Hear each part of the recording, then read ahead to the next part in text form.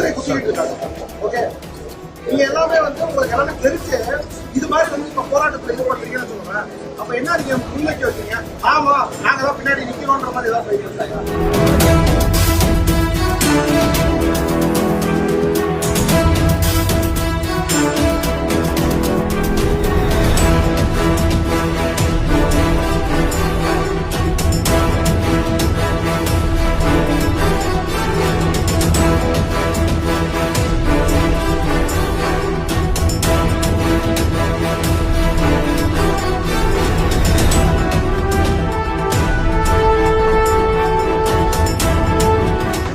செம்ம சந்தோஷமா இருக்குது, செம்ம ஜாலியா இருக்குது, பயங்கர ஹாப்பியா இருக்குது. என்ன வார்த்தை சொல்றதுனே தெரியல.